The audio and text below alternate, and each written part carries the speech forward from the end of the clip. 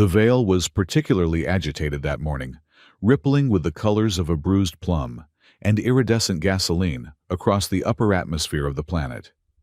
It cast a shifting, uneasy light over the floating archipelagos of Starhaven Academy, making the white stone spires of the administration buildings look as though they were breathing. Dean Reth smoothed the front of his tunic with two of his upper hands, while the lower two frantically organized the holographic data slates hovering before him.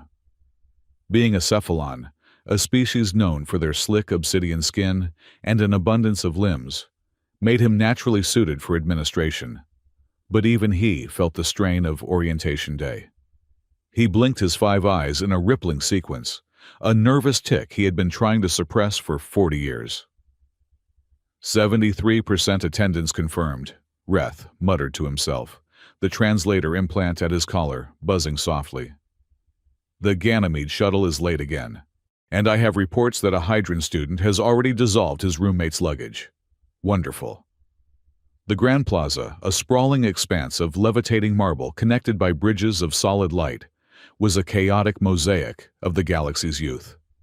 There were silicon-based lifeforms clinking like wind chimes as they walked, gaseous entities contained within ornate brass suits, and of course the humans. Starhaven Academy was the premier institution for training wardens, the guardians of the Veil, and it attracted the elite, the gifted, and the desperate from 1,000 systems. Reth watched a parent from the Vilos sector, a towering creature of bark and bioluminescence arguing with a baggage drone. The drone was trying to explain that live carnivorous plants were considered contraband in the dormitories. The Vilos parent was arguing that the plant was an emotional support fern. Dean Reth, a smooth, melodic voice purred from behind him. Reth spun around, nearly dropping a slate.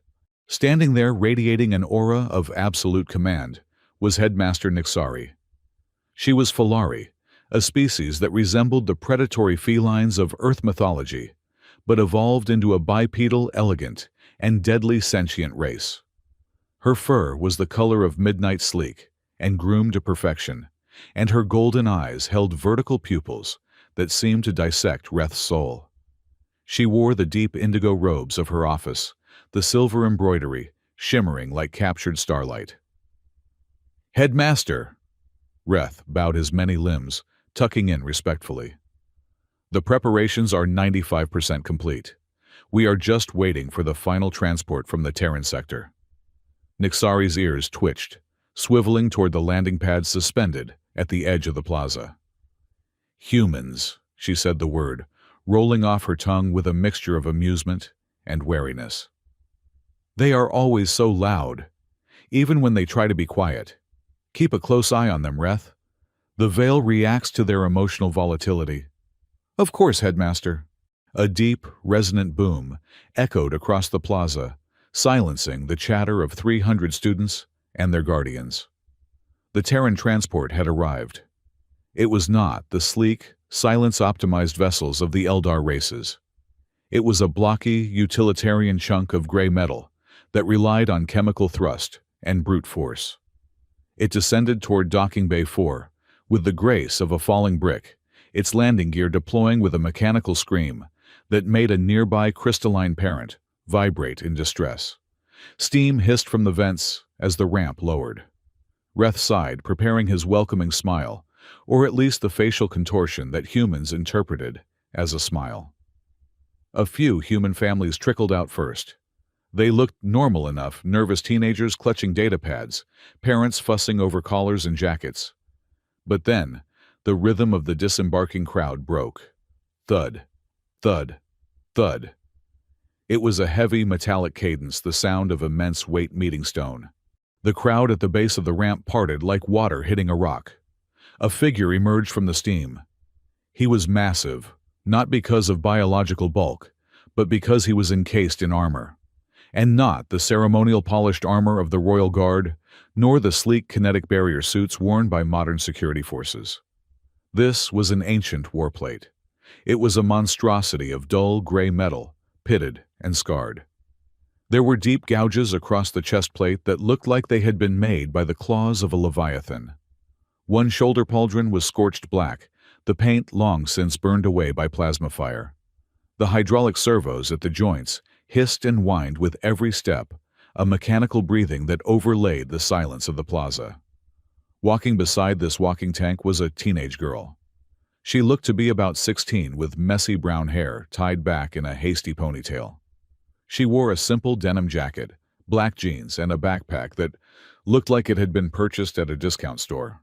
Her face was a brilliant shade of crimson, and she was staring resolutely at her sneakers, wishing quite clearly that the ground would open up and swallow her whole. "Oh, by the moons," Reth whispered. "Is that a siege unit?" The armored figure stopped at the bottom of the ramp. The helmet was a solid bucket of steel, with a single horizontal slit for vision, glowing with a faint, dying amber light. The figure turned its head, the servos whining, scanning the terrified crowd. A young cephalopod student near the front let out a high-pitched squeak and discharged a cloud of defensive ink.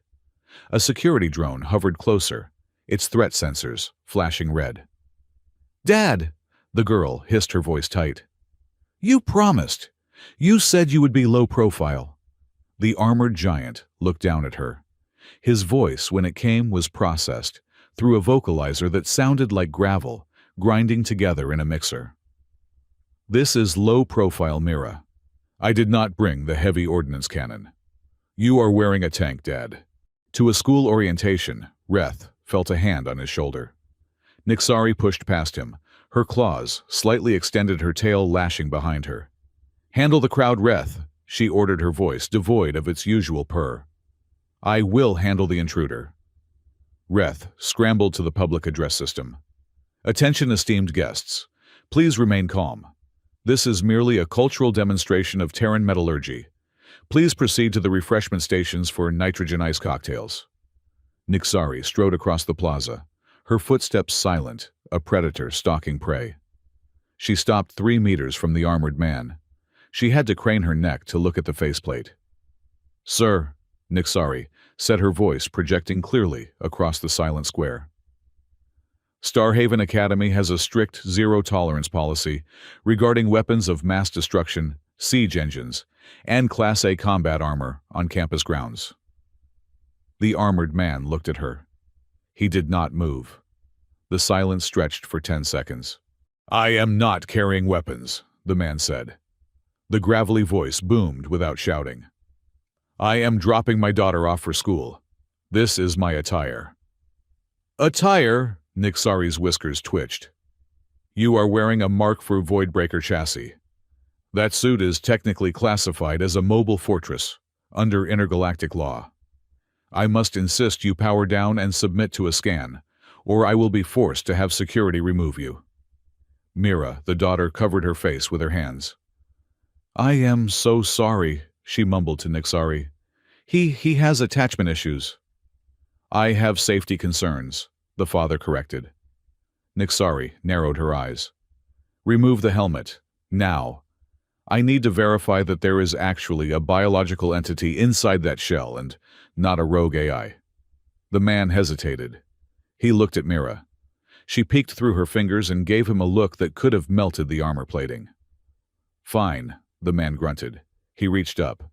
There was a hiss of depressurization, followed by the heavy clank hiss of locking mechanisms disengaging. He lifted the heavy helmet off his head.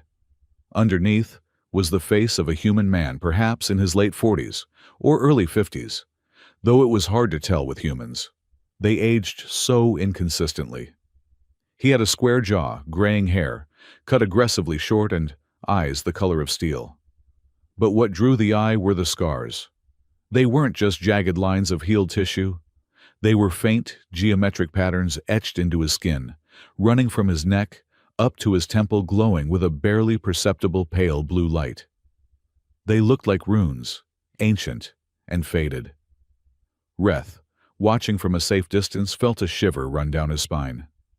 He had seen markings like that in history archives, usually associated with the Great Collapse. Nixari froze. Her golden eyes widened, the pupils dilating, until her eyes were almost entirely black. Her tail stopped moving. Then, to the absolute shock of everyone present, including Dean Reth, the students, and the security drones. The proud, regal headmaster of Starhaven Academy did something unthinkable. She bowed. It was not a polite nod. It was a deep, formal bow, her hands crossed over her chest, her forehead nearly touching her knees. It was the Katara, the bow of the dead eternal. A gesture Falari reserved only for their highest monarchs, or saviors of their bloodline. A hush fell over the plaza, heavier than before. Even the wind seemed to stop. "Headmaster!" Reth squeaked. Nixari remained bowed for 3 long seconds. When she straightened up, her face was a mask of perfect composure, though Reth could see the fur along her spine was standing on end. She looked at the man who was holding his helmet under one arm, looking mildly annoyed by the attention. "Forgive me," Nixari said, her voice trembling slightly, before she smoothed it out. She turned to the crowd, raising her voice. "This man is an old friend of Starhaven. His attire, while unorthodox, is permitted as a ceremonial exemption." "Ceremonial?" Mira whispered, looking at her dad. "Since when are you ceremonial?" "Since about 5 seconds ago, apparently," Edward muttered out of the corner of his mouth. Nixari stepped closer to him, her voice dropping to a whisper that only Edward and perhaps Mira could hear. "You did not tell us you were coming." "I didn't want a parade," Edward replied flatly. "I just want to get her settled in. That is it." "There are no secrets from the Veil, Edward," Nixari said cryptically. Then she clapped her hands, shattering the tension. "Dean Reth, please direct the new students to the orientation hall. We are behind schedule by 7 minutes."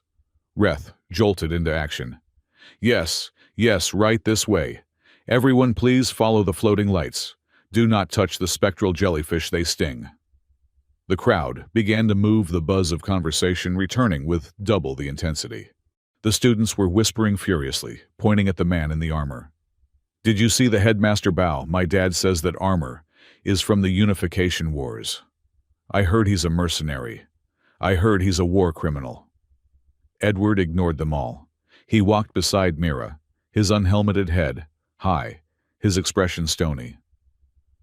"You know," Mira said, adjusting her backpack straps, "when I said I wanted to be normal, this isn't what I had in mind." "Headmaster Nixari bowed to you, Dad." "Why did she bow?" "She's polite," Edward said. "It is a cat thing." "It was a deep bow, Dad. She looked like she was worshipping you." "She was checking my boots for mud. Standard protocol."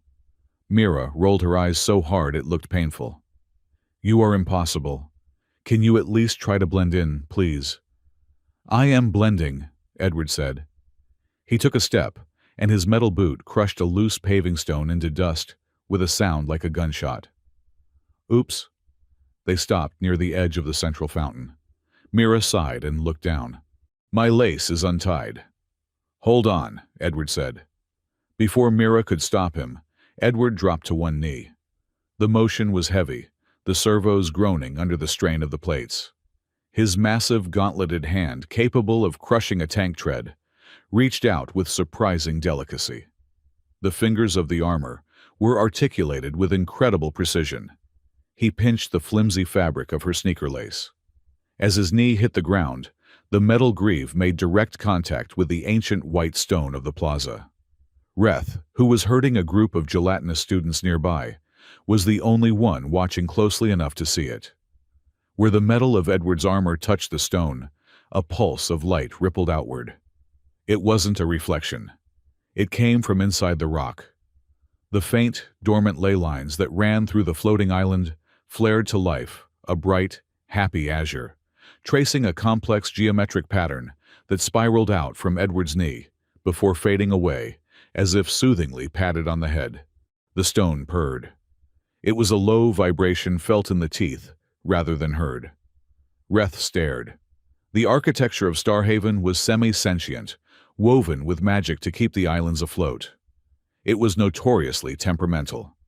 It had never reacted to a parent like a dog greeting its master. Edward finished tying the knot a perfect double loop and stood up. The light in the stone vanished instantly. "There," Edward said. Secure. Thanks. Mira mumbled, her face softening just a fraction. Come on. The tour is starting. They joined the group. Reth shook his head, his eyes blinking rapidly. Just a soldier, he told himself. Just a very heavy old soldier. But his intuition, honed by decades of dealing with chaotic magical teenagers, told him that was a lie. The campus tour was an exercise in organized wonder. The group, led by a chirpy third-year student named Kale, a being with crystalline wings, moved through the floating gardens where gravity was only 50% of standard. They walked past the dormitories of the elements, which shifted their internal layout based on the occupants' needs. They stopped at the Bridge of Sighs, a glass walkway that offered a direct view of the Veil above. The Veil, Kale explained, gesturing dramatically to the swirling barrier in the sky. The boundary between our reality and the ether. It is the source of all magic and the source of all danger. Our job as future wardens is to monitor it, to stitch it when it tears, and to ensure that what lies beyond stays beyond. Mira looked up at the veil. Reflected in her eyes, the barrier looked beautiful and terrifying. It's closer than I thought, she whispered. Edward stood at the back of the group. He didn't look up. He was watching the shadows between the buildings, his hand hovering near his hip, where a weapon would have been had he brought one. Dad, look, Mira said, nudging him. The veil. Edward glanced up for a fraction of a second. It's purple today, he grunted. High ionization. Means a storm is coming next week. The guide said the colors represent the mood of the universe, Mira corrected him. The universe's mood is usually angry, Edward replied. Or hungry. They moved on to the lecture hall for the parent and guardian orientation. It was a massive amphitheater, carved into the side of the central peak, open to the air, but shielded by a shimmering force field. The seats were designed for various anatomies, but none were designed for a man wearing 400 pounds of plasteel and ceramic plating. Edward found a bench near the back, reinforcing the stone with a hand before slowly lowering himself. The bench groaned in protest but held. Mira sat with the other students in the front rows. She was already talking to a girl with bright blue hair, Amelia, presumably, and a boy who looked like he was made of polished glass. She was smiling. She looked normal. She looked happy. Edward felt a pang in his chest that had nothing to do with the shrapnel scars under his ribs. This is it, he thought. She is safe here. I drop her off. I file the paperwork and I leave. Back to the quiet. Good morning, parents, guardians, and biological progenitors. The voice commanded attention. Standing on the central dais was a human woman. She was striking with sharp features, hair pulled back in a severe bun, and wearing the practical pocket-heavy jumpsuit of a field researcher rather than academic robes. I am Dr. Virginia Soul, she announced, Professor of Practical Astromancy and Combat Logistics. You are here because your children have the gift. They can touch the veil. That makes them special. It also makes them incredibly dangerous to themselves and everyone around them. She began to pace the stage, her movements precise and energetic. Here at Starhaven, we do not just teach them to wave wands. We teach them engineering. We teach them survival. We teach them that magic is not a fairy tale. It is physics with an attitude. She paused, her eyes scanning the crowd of parents. She was assessing them, calculating. Reth, hovering near the entrance, knew that Virginia had a background in military intelligence before she turned to academia. She didn't look at parents. She looked for threats. Her gaze swept over the Vilos tree man, the gaseous cloud beings, and then stopped dead at the back row. She looked at Edward. Edward sat motionless, his helmet resting on his knee. He met her gaze. Virginia's eyes narrowed. She took in the scorched pauldron, the specific modifications to the gauntlets, the rune scars on his face. She didn't look confused like Nixari. She looked suspicious. She recognized the gear not as a relic, but as a tool. Active duty, her eyes seemed to say. Why is a siegebreaker sitting in my lecture hall, the Veil? Virginia continued forcing her eyes away from Edward, though her body remained angled slightly toward him. Is a living membrane. It reacts to stress. Lately, we have measured an increase in fluctuations. Small tears. Nothing our staff cannot handle but enough to warrant vigilance. As if on cue, a low thrumming sound vibrated through the floor of the amphitheater. It started as a buzz, shaking the dust from the stone benches. Then, the sky above them screamed. It wasn't a sound of wind. It was the sound of fabric tearing amplified 1,000 times. Every head snapped up. Above the academy, the veil, which had been a lazy swirl of purple and blue, suddenly convulsed. A jagged line of blinding white light slashed across the sky like a wound opening in flesh. "Alert!" the automated system blared. "Minor oscillation detected. Sector 7. The students gasped. Some screamed. The alien parents chattered in a dozen languages of panic. "Calm down," Virginia's voice cut through the noise amplified by a quick spell. "This is a standard microfracture. It will seal in 10 seconds. In the back row, Edward didn't panic. He didn't scream. He moved. In the time it took for the other parents to gasp, Edward was on his feet. His hand had snapped to his side, his body dropping into a combat crouch, so perfect it looked rehearsed. His eyes were not on the sky. They were scanning the perimeter of the amphitheater, looking for the fallout, looking for the leak. He gripped the stone railing in front of him. The metal gauntlet squeezed. Crack. The solid marble railing crumbled into dust under his grip. Above, the white tear in the sky hissed and vanished as quickly as it had appeared, leaving only a fading afterimage. "See," Virginia said, her voice steady, though her hands were clenched into fists at her sides. "Gone. The Academy's suppression wards are functioning at 100% efficiency. There is no danger." The crowd exhaled a collective release of tension. Nervous laughter bubbled up. "Just a drill, probably," one parent muttered. "Quite the light show," another said. Edward slowly straightened up. He looked at his hand covered in white marble dust. He brushed it off against his leg. His heart was hammering against his ribs, not from fear, but from a reflex he hadn't used in years. That wasn't a microfracture, he thought. That was a knock. Something is testing the door. He looked up toward the stage. Dr. Virginia Saul was not looking at the sky. She was looking directly at him. She was looking at the pile of pulverized marble dust at his feet, and then at his face. She didn't look reassured.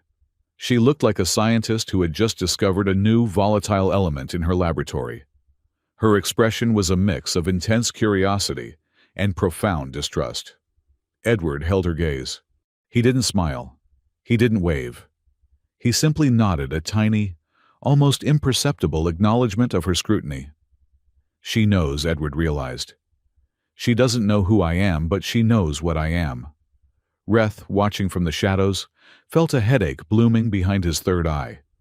The orientation was technically over, but as he watched the silent electric stare-down between the professor of combat logistics and the man in the ancient battle armor, he knew the real trouble was just beginning. The veil had cracked, and something told Reth that the man in the back row was the only one who had heard what whispered through the gap. The lecture hall air was cool and smelled faintly of ozone and old parchment, a scent that seemed to be pumped in through the vents to encourage academic seriousness. Dr. Virginia Saul stood at the center of the dais, a holographic projection of the veil, rotating slowly above her head. It was a jagged, beautiful map of the local reality tiers, rendered in angry reds and soothing blues. "The veil is not a wall," Virginia said, her voice projecting to the back of the room without the aid of a microphone. "It is a membrane. Think of it less like stone and more like skin. It breathes, it sweats, and occasionally it bleeds. Our job, and the job your children are training for, is to be the immune system." She tapped a console, and the hologram zoomed in on a specific sector of the barrier. "Current readings indicate a stability variance of 4%, she continued. "This is within the safety margins, but it requires constant monitoring. The resonant frequency of the barrier typically sits at 14.2 gigahertz. If it drops below 12, we initiate containment protocols. That is assuming a static emotional baseline, a gravelly voice interrupted from the back row. Virginia stopped. The hologram froze. She looked up, squinting past the glare of the stage lights to the shadowed bench where the armored man sat. Edward had not removed the rest of his suit. He sat like a boulder in a stream, the other parents giving him a wide berth of at least 3 feet on either side. "Excuse me," Virginia asked, her tone sharp. "The frequency," Edward said, his voice calm but carrying the weight of absolute certainty. "You are calculating based on background radiation, but the veil reacts to sentient distress. If you have 300 nervous teenagers on campus for orientation, that baseline frequency is not 14.2. It is likely closer to 13.8, which means your safety margin is not 4%. It is less than 1%. A murmur rippled through the crowd. A parent resembling a large, sentient mushroom leaned away from Edward, looking scandalized. Virginia stared at him. Her mind raced through the calculations. He was right. It was an adjustment usually reserved for advanced theoretical astromancy, not something a parent would know. "You seem very knowledgeable about etheric physics, mister." She trailed off, waiting for a name. "Just a concerned parent," Edward replied, leaning back against the groaning stone bench.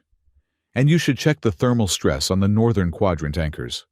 They tend to overheat when the freshman class starts practicing pyromancy." Virginia narrowed her eyes. "The anchors are self-regulating." "They were designed to be," Edward corrected. "But the cooling vents get clogged with sulfur deposits every 10 years. It has been exactly 10 years since the last maintenance cycle." The silence in the hall was thick enough to cut with a knife. Virginia looked at her datapad quickly, pulling up the maintenance logs. Her eyes widened slightly. The northern anchors were indeed flagged for inspection due to heat warnings. "I will make a note of that," she said, her voice stiff. "Thank you for the input." She turned back to the lecture, but her rhythm was broken. She found her eyes drifting back to the man in the iron shell. He was not just a soldier. Soldiers knew how to shoot. They did not know the thermal decay rates of magical anchors or the psycho-reactive properties of the veil. Who was he outside the lecture hall? Dean Reth was having a panic attack, though he made it look like efficient multitasking. He walked briskly down the corridor of echoes, his forearms clutching various datapads and stress relief squishy toys. "Dean Reth." The voice came from the shadows of a decorative archway. Reth jumped, dropping a blue squishy toy shaped like a moonslug. Headmaster Nixari stepped out, her tail twitching with controlled agitation. "Headmaster!" Reth gasped, scrambling to pick up the toy. "I was just going to check on the catering. The amorphous parents require their nutrient paste at exactly room temperature." "Forget the paste," Nixari said, falling into step beside him. Her movements were fluid, making no sound on the polished floor. "I have a new priority for you. The human, Edward." "The tank?" Reth asked. "I mean the gentleman in the heavy attire." "Him," Nixari confirmed. "I want you to watch him. Do not be obvious. Do not antagonize him. But I need to know where he is and what he is doing at every moment he is on my campus." Reth swallowed hard. "With all due respect, Headmaster, that man looks like he could dismantle me with a glance. Why is he here? And why, forgive me for asking, why did you bow to him?" Nixari stopped. She turned her golden gaze on Reth, and for a moment he felt like a mouse caught in the open. "I bowed," Nixari said softly, "because protocol demands it. And because if I had not, the wards in the floor might have recognized him and tried to sing him a welcome song, which would have been far harder to explain." "The wards?" Reth blinked, his 5 eyes in confusion. "Does the castle know him?" "The castle remembers what built it," Nixari said enigmatically. She resumed walking. "He says he is just a father. Let us hope that is true. Because if the warden has returned to active duty, It means the world is in far more danger than a simple orientation day suggests. Go, Reth. Be his shadow. Reth watched her leave. He felt a cold knot form in his stomachs. He had read the old stories. The wardens were myths figures of immense power who stood between the world and the void. They were supposed to be extinct or ascended or simply gone. They were not supposed to be middle-aged men who argued about thermal vents. In the dormitory of the Four Winds, Mira was trying to explain her life choices to a room full of strangers. The room was circular with gravity plates that allowed each student to orient their bed on the walls or ceiling as they preferred. Mira had chosen a standard floor placement. Her roommate Amelia, a human girl with hair dyed a violent shade of electric blue, was unpacking a suitcase that seemed to be bigger on the inside. "So," Amelia said, pulling out a poster of a popular holographic band. "Let me get this straight. Your dad is a cosplayer." Mira groaned, burying her face in her pillow. "No, he is just protective." "Protective as pepper spray," Amelia noted, sticking the poster to the wall with a slap of her hand. "Protective is a tracking chip in your phone. That guy was wearing a Siege-class Voidbreaker suit. That is not protective, Mira. That is an invasion force." On the ceiling, the third roommate Kira was hanging upside down like a bat. Kira was a sylphid, a humanoid with translucent, shimmering skin and wings that looked like dragonflies. "I thought it was magnificent," Kiro chirped his voice, sounding like wind chimes. "The metal sang with history. Did you see the scorch marks he has walked through fire?" "He has walked through the kitchen and burned toast," Mira mumbled. "He is just my dad. He is weird, okay? He spends all his time in the garage tinkering with old junk. He never goes out. This is the first time he has left our sector in 5 years." "Why?" Amelia asked, pausing with a handful of socks. "I do not know," Mira admitted. She sat up, hugging her knees.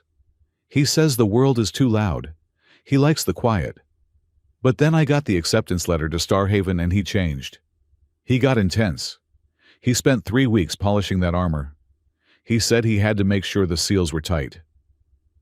"Maybe he thinks the school is dangerous," Kiro suggested, dropping down from the ceiling to hover in the center of the room. "It is a school," Amelia scoffed. "The most dangerous thing here is the cafeteria food. My brother said the meatloaf tries to crawl away." Mira forced a laugh, but inside she felt a twist of guilt. She wanted to be angry at him. She wanted to be mortified that he had stomped into her new life like a metallic dinosaur. But she remembered the look on his face when they boarded the transport. He had been shaking. Not with fear, but with vigilance. His eyes had been scanning every shadow, every face, as if he expected an assassin behind every vending machine. He was terrified for her. And that made her love him and resent him in equal measure. She wanted to be a warden. She wanted to face the darkness. How could she do that if her father insisted on being her personal shield? "I just want him to go home," Mira whispered. "I want him to know I can handle this." "Well," Amelia said, zipping up her suitcase, "if he keeps wearing that suit, he is going to get expelled before you do. Come on. We are supposed to meet on the training grounds for the safety demonstration. I heard Dr. Saul is going to blow something up."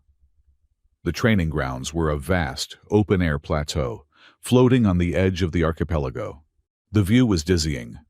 Below them lay miles of empty sky, and the swirling clouds of the planet's surface, and above them, the veil pulsated with a rhythmic, hypnotic light. 200 parents and students stood in a semicircle around a large obsidian pylon. Embedded in the top of the pylon was a resonance crystal, a diamond the size of a watermelon that hummed with a low, steady pitch. Dr. Virginia Saul stood next to the pylon, wearing protective goggles. "This crystal mimics the energy signature of a warden," she explained to the crowd. "It attracts ambient energy from the veil, so we can measure the local density. Right now it is glowing blue, which means the connection is stable." Edward, stood at the very back of the crowd, his helmet under his arm. Reth was hovering nearby, pretending to examine a shrub, while keeping all 5 eyes on the armored man. "Now," Virginia said, raising a wand, "I am going to induce a minor stress test. I will increase the pull of the crystal by 10%. You will see the light shift to green. This simulates a standard spellcasting load." She flicked the wand. A beam of light hit the crystal. The crystal did not turn green. It turned a violent, angry red. The hum became a shriek. The air pressure on the plateau dropped instantly, popping ears and making the hair on everyone's arms stand up. "Stabilizing!" Virginia shouted, waving her wand in a counter pattern. "Powering down!" It did not power down. The crystal began to vibrate so hard, the obsidian pylon cracked. "Get back!" Edward roared. His voice cut through the shrieking wind like a cannon shot. Before anyone could process the command, the crystal exploded. It did not shower them with shrapnel. Instead, it released what it had been holding. The energy of the veil, condensed and pressurized, burst outward, not as a blast wave but as liquid light. Thick, ropey strands of glowing violet energy lashed out like the tentacles of a giant sea anemone. They were beautiful and terrifying, whipping through the air with a sound like cracking whips. A group of students near the front screamed as the strands wrapped around their ankles, lifting them into the air. One strand coiled around a Vilo's parent, burning the bark-like skin. Panic erupted. The crowd surged back, trampling over each other. "Containment field!" Virginia yelled, throwing her hands up. A golden dome of light shimmered into existence, but the violet strands smashed against it, shattering the magic like glass. "It is too strong. The resonance is feeding back." Edward did not run away. He did not run toward the exit. He slammed his helmet onto his head. The seals hissed shut. The amber eye slit flared to life. "Mira!" he shouted, his amplified voice booming. He saw her. She was near the pylon, frozen in shock, watching a tendril of pure energy dart toward her face like a striking cobra. Edward moved. The servos in his legs whined as he launched himself forward. He covered the 20 meters in 2 strides, moving with a speed that defied the laws of mass and momentum. He did not punch the energy. He did not fire a weapon. He stepped between Mira and the lash of light. The violet tendril struck his chest plate. There was no impact sound. Instead, the light seemed to splash against the ancient metal, sticking to it. Edward grabbed the strand of light with his gauntleted hand. "Virginia!" Edward bellowed, not looking back. "Drop the glyphs. Do not fight it. You are making it angry." "Angry!" Virginia yelled back, dodging a flailing tentacle. "It is energy. It does not have feelings." "It is the veil!" Edward roared. "It has moods. Drop the barrier." Virginia hesitated for a split second, then dropped her hands. The golden dome vanished. Edward stood firm, holding the writhing snake of light. He did not crush it. He began to run his hand along the length of the energy strand, a motion that looked bizarrely gentle. He stroked the chaotic magic as if he were soothing a frightened horse. "Easy!" His voice rumbled low and rhythmic, the vocalizer filtering out the harshness. He began to chant, not a spell, but a series of hums and clicks that sounded like the language of stones, shifting deep underground. "Easy now. Return to the flow. You are not meant to be here. Go home." The violet light shuddered. The chaotic whipping stopped. The color shifted from angry violet to a soft, sleepy lavender. The strands that had grabbed the students went slack, releasing them, and drifted toward Edward like curious vines. The entire crowd watched in stunned silence. The armored giant stood in the center of a grove of floating light, his hands moving in slow, hypnotic patterns, combing the tangles out of reality. "Dr. Saul," Edward said softly, not breaking his rhythm.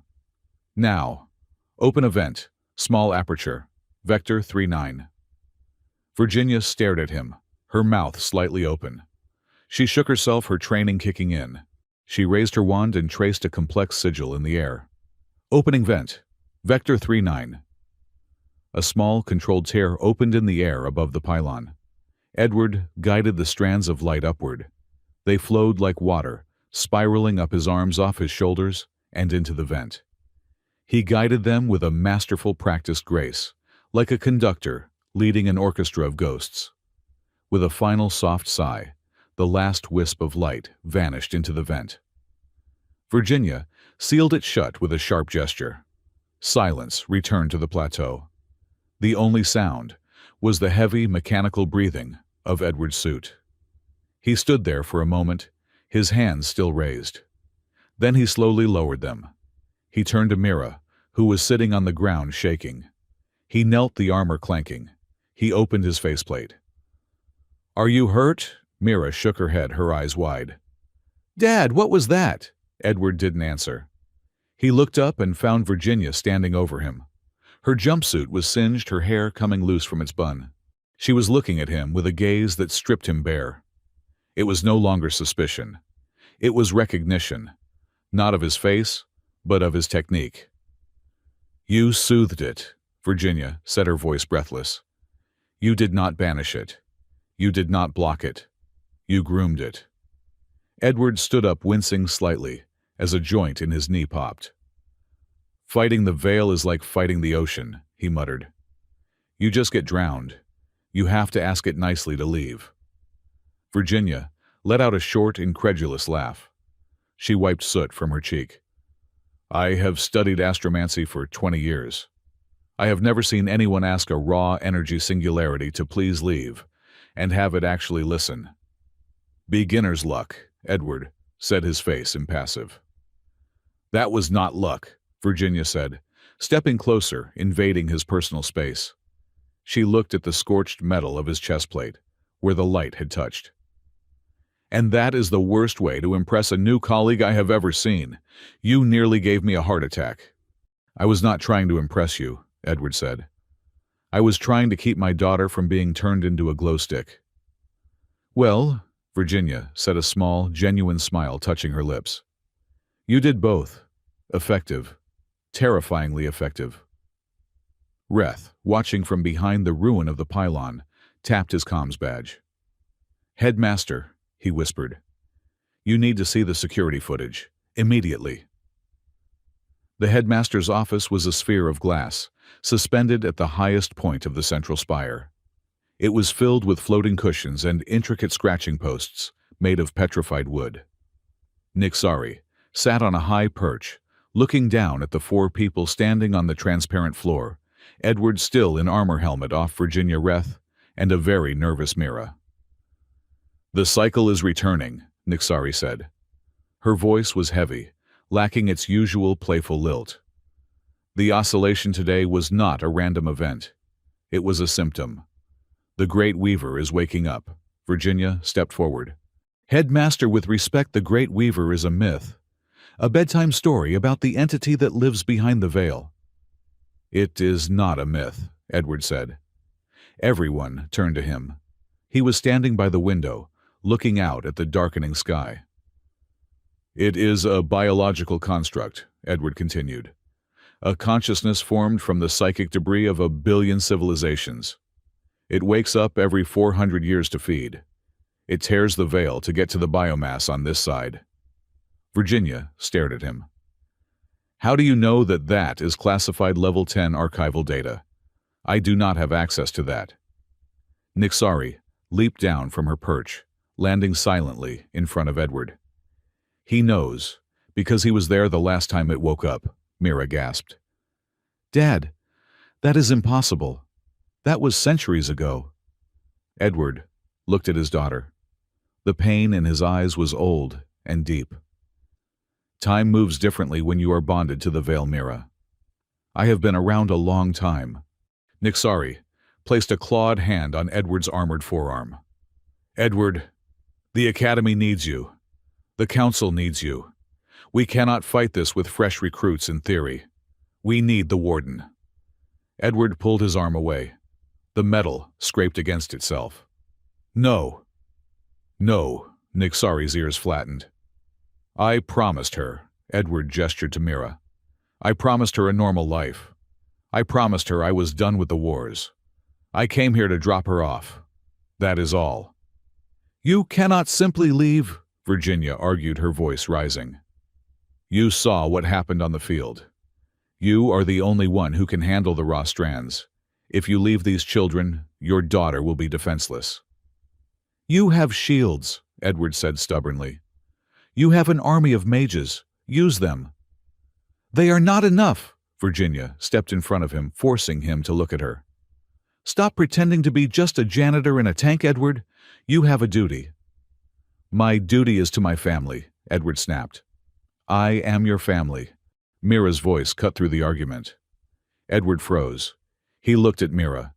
She was standing with her fists clenched, tears streaming down her face. "I am your family," Mira repeated, her voice shaking. "And I live here now. This is my home. If you leave, you are not protecting me. You are abandoning me to the thing you are running from." Edward opened his mouth, but no words came out.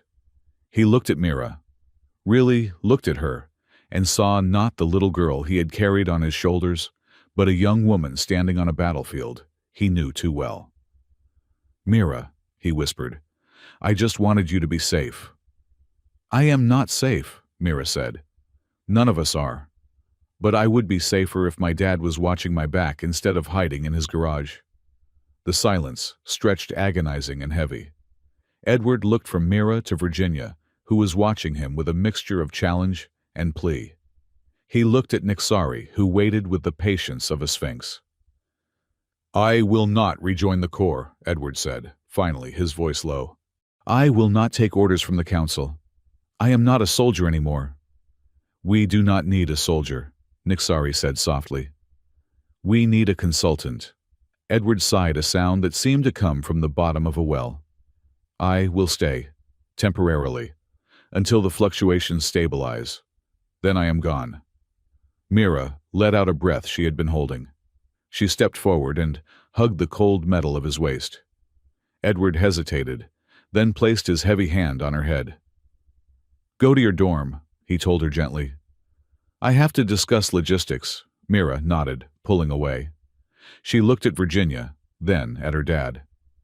"Be careful," she said. Then she turned and left the office, Reth hurrying after her to escort her back. Night had fallen over Starhaven. The moons were rising, casting silver light over the floating islands. Edward stood on the balcony of the observation tower, the wind whipping at his short gray hair. He had removed the upper chest plate of his armor to perform maintenance, revealing a black undersuit and the glowing rune scars that traced down his neck and disappeared under the fabric. He was staring at the veil. In the darkness, it was a river of ghost light, swirling and churning. "You should put a coat on," a voice said. "It is freezing up here." Edward did not turn. He knew the footsteps. "The cold does not bother me. My nervous system is dampened." Virginia stepped up to the railing beside him. She held 2 steaming mugs. She offered one to him. "It is tea," she said. "Not engine oil, though I suspect you might prefer that." Edward took the mug. His hand without the gauntlet looked surprisingly human, though the knuckles were scarred and thick. "Thank you." They stood in silence for a moment, watching the cosmic light show. "I looked you up," Virginia said quietly.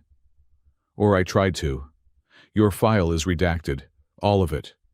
Even the name Edward is listed as a pseudonym." "It is a good name," Edward said, taking a sip. "Simple." "Who are you really?" Virginia asked. She turned to face him, leaning her hip against the railing. Her eyes were dark and intelligent, reflecting the starlight. "And do not tell me you are a consultant. Consultants do not know how to sing the veil to sleep." Edward swirled the tea in his mug. "There was a unit," he said slowly. "Long ago. They were called the Stitchers. Their job was not to fight the monsters. Their job was to repair the cage." "The Stitchers are a legend," Virginia said. "They all died closing the Great Rift." "Most of them died," Edward corrected. He looked at her. His eyes were the color of old iron. "One of them was left over, too stubborn to die. Or maybe just unlucky. Virginia felt a chill that had nothing to do with the wind. She looked at the scars on his face, the glowing runes. "You are him," she whispered. "The last stitcher. You are the one who locked the door." "I did what had to be done," Edward said, his voice hardening. "And it cost me everything. My friends, my humanity. I spent 2 centuries in a stasis pod healing from the radiation. When I woke up, the world had moved on. I found a wife. I had a daughter. I tried to be a man." He gripped the railing, the metal groaning under his hand. "I cannot do it again, Virginia. I cannot be the hero. I am empty. There is nothing left in me to give." Virginia reached out. She hesitated, then placed her hand over his, covering the scars on his knuckles. Her skin was warm against his cold flesh. "You are not empty," she said firmly. "I saw you today. I saw you look at Mira. I saw you look at those students. You are full of fear, Edward. And that is good. Fear means you have something to lose. The heroes in the stories are boring. They are invincible. I do not need invincible. I need someone who knows how much it hurts to bleed and fights anyway." Edward looked down at her hand. It looked so small, so fragile, covering his. He felt a strange warmth spreading up his arm, a sensation he hadn't felt in decades. It was terrifying. "Virginia," he began, his voice rough. Whoop, whoop, whoop." The alarm cut through the night like a physical blow. It was not the polite chime of the orientation. It was the deep, resonant horn of a siege alert. The sky above them tore open. This was not a fracture. It was a chasm. A hole in the sky the size of a city block, ripped open directly above the central plaza. "Level 1 breach!" the automated voice screamed. "Structural integrity failing, all hands to battle stations." Edward dropped the mug. It shattered on the stone floor. "Mira," he said. "Go!" Virginia shouted, already sprinting toward the door. "I will rally the faculty. Get to the dorms." Edward didn't run. He grabbed his chest plate from the bench and slammed it against his body. The magnetic locks engaged with a heavy thud. He grabbed his helmet. As he looked at the tearing sky, the weary father vanished. The consultant vanished. The stitcher returned. He pulled the helmet on. The amber eyes flared. "Hold on, kid," the gravelly voice growled. He vaulted over the railing, plummeting toward the chaotic lights of the academy below, falling like a meteor, made of vengeance and steel. The wail of the sirens was not a sound. It was a physical pressure that vibrated in the marrow of every bone on Starhaven. Above the academy, the sky had ceased to be a sky. The veil, usually a majestic river of auroral light, had torn open like a piece of wet silk stretched too tight. Through the jagged rent in reality, a wind was blowing, not a wind of air, but a gale of raw, unfiltered concepts.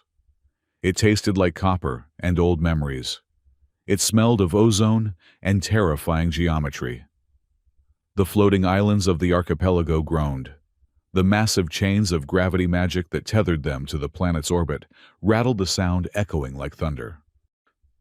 "Sector 4 shields are buckling," a voice screamed over the campus intercom. "The kinetic barriers are dissolving. This is not a drill. Repeat, this is not a drill." In the center of the plaza, Headmaster Nixari stood in the eye of the hurricane. She had shed her academic robes, revealing a bodysuit of flexible midnight blue armor that allowed for the full range of Falari movement. Her hands moved in a blur, manipulating a 3-dimensional mandala of hard light that represented the Academy's defenses. "Reth," Nixari barked, her voice amplified by magic to cut through the roar of the etheric wind. "Get the first-year students to the obsidian bunkers. Do not let them stop to pack. If they try to bring their pets, leave the pets." Dean Reth was currently trying to wrestle a panic-stricken gaseous cloud student into a containment jar for transport. "I am trying, Headmaster, but the physics department is currently floating upside down." Edward landed on the plaza, with a force that cracked the paving stones. He had deployed the heavy stabilizers in his legs, turning himself into an immovable object against the gale. He stood up the servos of his Mark IV Voidbreaker armor, whining in protest against the magical pressure. "Nixari," Edward shouted. "The tears are not random. It is being pulled open from the inside." Nixari looked at him, her golden eyes slitted with focus. "I know the anchor. Someone is tampering with the anchor circuit in the deep levels." "I am going down there," Edward said, checking the charge on his gauntlets. "You cannot go alone," Nixari snapped, redirecting a shield panel to deflect a falling piece of masonry. "The lower levels are a labyrinth of unstable mana. You need a guide who knows the current layout." Her eyes darted around and landed on the unfortunate Dean Reth, who had just managed to seal the jar. "Reth, you are with the Warden." "I am what?" Reth squeaked, dropping the jar. "Headmaster. I am an administrator.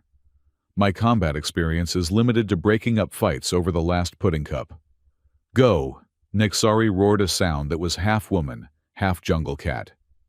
Edward grabbed Reth by the back of his tunic. "Hold on," he grunted. "Hold on to Woh." Edward activated his jump jets. They did not blast fire. They blasted a concussive wave of force. The armored man and the flailing alien launched into the air, arcing over the panicked crowd, and diving toward the restricted service shaft that led to the island's core. As Edward and Reth descended into the dark, Virginia Saul was fighting a war on the surface. "Formation Beta!" she screamed, her wand acting as a conductor's baton for a squad of 20 senior students. "Shields up, interlocking pattern. Do not let the gaps drift." They were holding the line at the entrance to the freshman dormitories. The tear in the sky was leaking. It wasn't raining water. It was raining things. Creatures of semi-solid light were pulling themselves out of the rift. They looked like scribbles drawn by a mad child, jagged glowing lines that shifted form constantly. Wolves made of lightning. Birds made of shattered glass. They didn't have biology. They had intent. And their intent was to disassemble anything solid. "Contact front!" Kiro shouted from the air. The Sylphid student was hovering above the shield line, his dragonfly wings buzzing.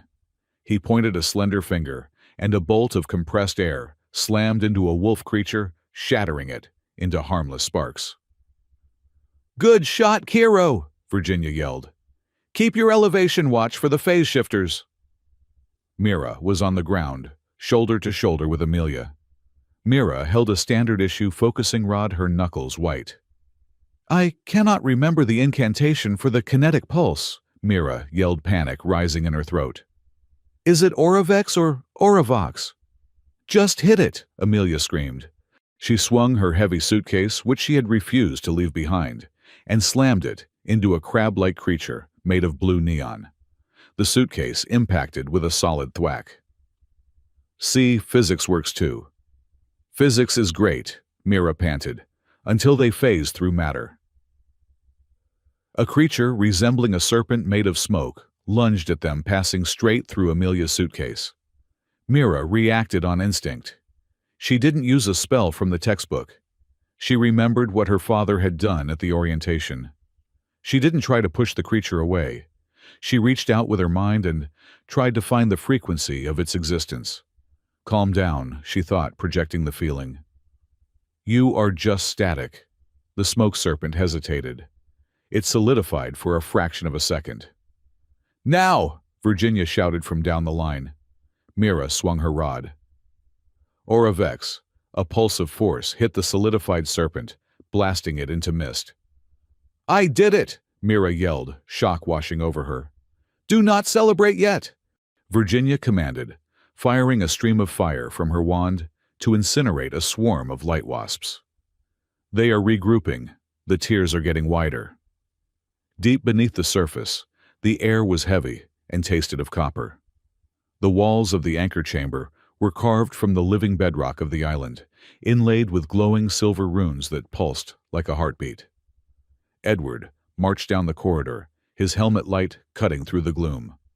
Reth trotted behind him, wringing all four of his hands. "This area has been sealed for 50 years, Reth whispered. "The radiation levels here should be lethal. Why are we not melting?" "Because the energy is being siphoned," Edward said grimly. "Someone is drinking it." They reached the massive blast doors of the central anchor. The doors, made of a metal that no longer existed in the known universe, were open. Inside, the chamber was vast. In the center stood the anchor, a pillar of crystal the size of a skyscraper, going down into the abyss and up into the ceiling. It was the needle that pinned Starhaven to reality. But it was not alone. Surrounding the anchor were 12 figures. They wore robes of shifting gray fabric that seemed to blur into the background. They were not chanting. They were working. They had set up complex machinery resonators, dampeners, and frequency modulators, all pointed at the crystal. "Veil Seers," Reth gasped. "I thought they were a philosophy club." "They look like a demolition crew to me," Edward growled. One of the figures turned. She lowered her hood. It was a Falari like Nixari, but her fur was snow-white, and her eyes were not golden. They were entirely black, filled with tiny pinpricks of light, like a deep-field image of space. "Welcome," she said. Her voice was soft, but it echoed perfectly in the vast chamber. "I wondered when the guard dog would bark." "Step away from the anchor," Edward said his external speakers, amplifying his voice to a rumble. "You are destabilizing the entire sector." "We are unbinding it," the Falari woman corrected. "I am Seren, and you are the one they whisper about in the forbidden texts. The Last Stitcher." She looked at him, not with fear, but with pity. "You look tired, Stitcher," Seren said, walking slowly toward him. The other cultists continued their work, ignoring the intruder. "Do you know how much potential you strangled when you sewed the veil shut during the Great Collapse? You locked us in a dark room and called it safety." "I saved the galaxy from being eaten," Edward said, his hand hovering near the maglock of his hip holster. "The veil is not a door to a library, Seren. It is a dam holding back a flood." "It is both," Seren countered. "The entities beyond are chaotic, yes, but they are pure information. They are the source code of the universe. By keeping them out, you have stagnated our evolution. We are just waiting to die in a crib. I am choosing to let us walk." "You are choosing to let us burn," Edward said. "Evolution is always painful," Seren smiled, revealing sharp teeth. "Initiate the harmonic spike." Behind her, the machinery hummed to a crescendo. A beam of dark energy shot from the devices striking the anchor. The crystal screamed. It was a sound like glass shattering in a cathedral. A crack appeared on the surface of the pillar. "Stop!" Reth yelled, surprising himself. "You will drop the island out of the sky. A small price," Seren said. Edward did not hesitate. He charged. 3 of the Veil Seers moved to intercept him. They were not warriors, but they wielded tools of manipulation. One threw a gravity well grenade. Edward felt his weight increase tenfold. His armor groaned the floor, cracking under his boots. He didn't stop. He diverted power to his servos, pushing through the crushing gravity with sheer mechanical torque. He backhanded the first seer, sending the figure flying across the room. "Do not kill them," Edward gritted his teeth, fighting the urge to unleash the plasma vents. "They are students. They are misguided." "They are trying to kill us," Reth shrieked, ducking behind a console, as a bolt of entropy rotted the floor where he had just been standing. "I said do not kill," Edward roared. He reached the second seer, caught the staff the cultist was wielding, and crushed it in his grip. He tossed the cultist aside gently, disarming him. Seren watched him, her eyes narrowing. "You still hold back. Even at the end you are paralyzed by your own morality. This is why you are a relic." She raised her hand. From her palm, a lance of pure veil energy, black and purple, shot toward Edward. Edward crossed his gauntlets. The beam hit his armor. The ancient metal flared white-hot. The runes on his face under the helmet began to bleed light. He skidded backward, his boots carving trenches in the stone. "You cannot fight the Tide Stitcher," Seren shouted over the roar of energy. "The anchor is breaking. The flow has begun." Above, the situation had gone from bad to catastrophic. "Hold the line!" Virginia screamed. They were being overrun. The tear in the sky had pulsed, and a massive shape was pushing through. It looked like a whale, but it swam through the air, and its skin was made of shifting mirrors. It opened a mouth that was a void of silence and sucked in the ambient mana of the academy. The student shields flickered and died. "My wand!" a student cried. "It is not working. The mana is gone." "Retreat," Virginia ordered. "Fall back to the inner sanctum." Mira stumbled. A piece of debris from a falling tower blocked her path. She scrambled over it, but her backpack snagged. "Mira!" Amelia grabbed her arm, pulling. From the shadows of the broken courtyard, a pack of the light wolves emerged. They were not mindless anymore. They sensed weakness. They circled Mira and Amelia, their jaws dripping with liquid starlight. "Dad!" Mira screamed, a reflex she couldn't stop. In the anchor chamber, Edward heard her. He didn't hear her with his ears. He heard her through the resonance. He was the Stitcher. He had bonded with the Veil 2 centuries ago.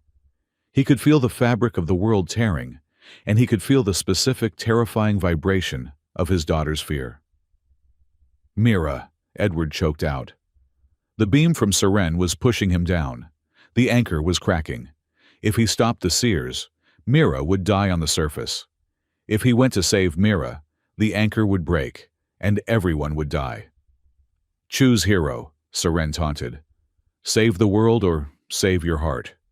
"You cannot do both." Edward looked up. The amber slit of his helmet burned with a cold, terrifying fury. "Watch me," he growled. Edward did the unthinkable. He disengaged the safety limiters on his armor. "Warning," the suit's AI droned. "Core temperature critical. Biointerface limits exceeded."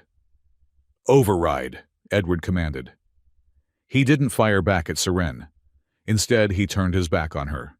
He slammed his armored fists directly into the cracking surface of the anchor crystal.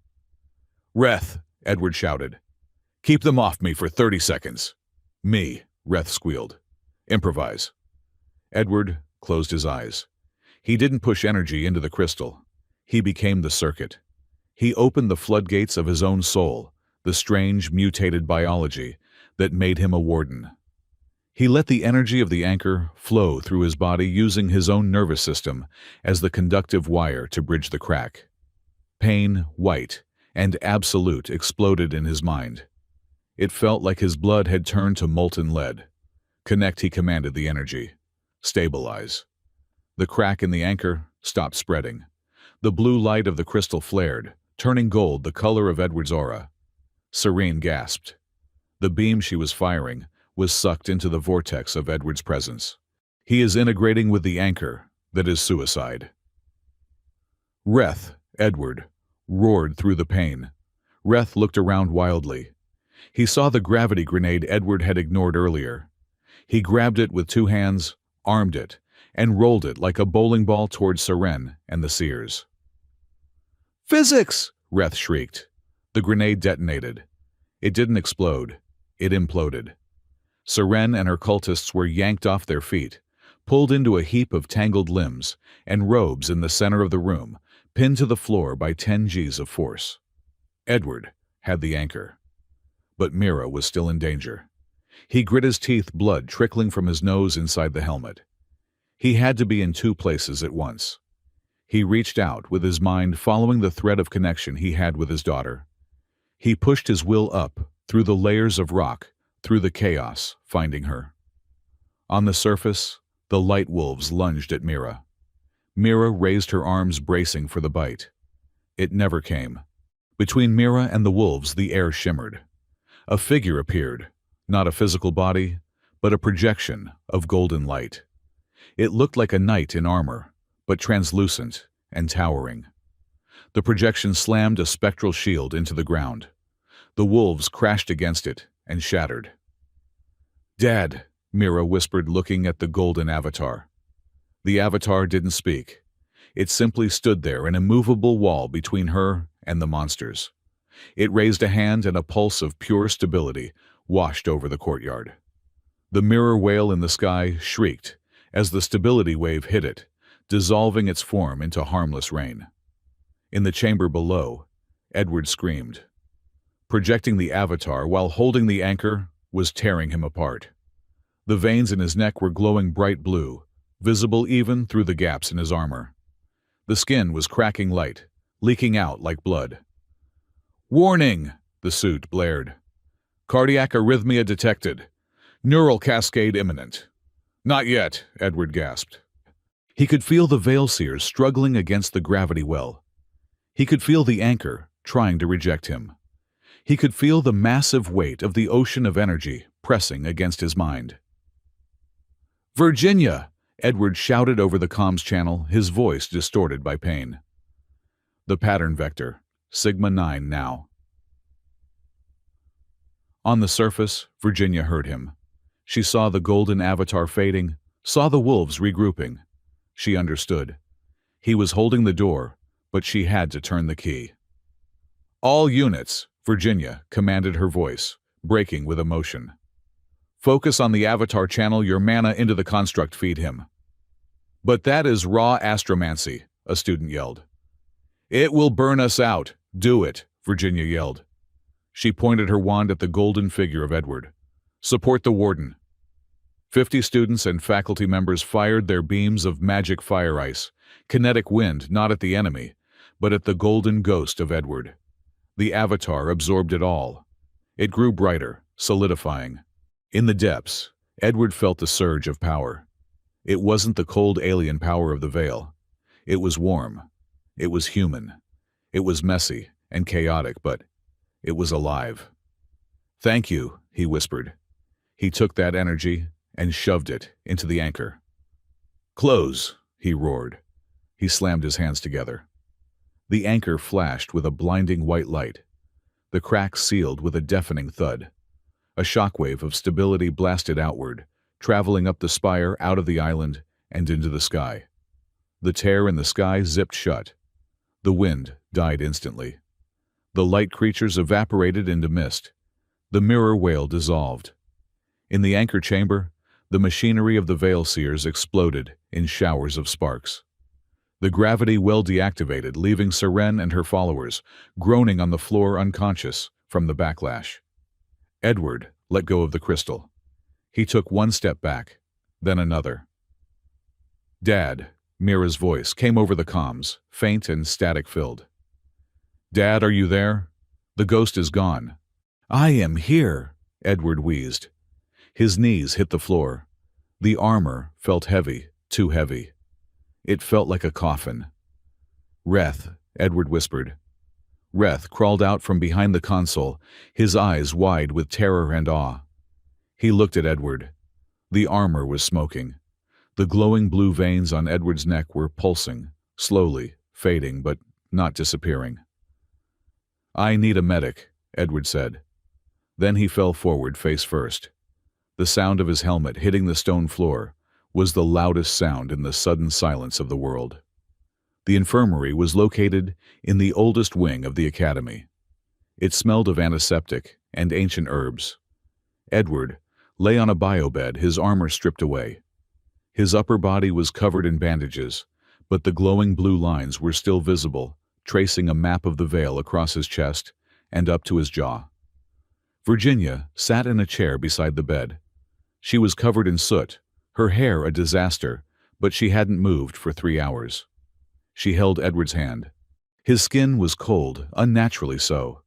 The door hissed open. Nixari entered, followed by Mira. Mira looked small, her eyes red and puffy. "He is stable," Virginia said, quietly, not looking up. "But his bio readings are wrong.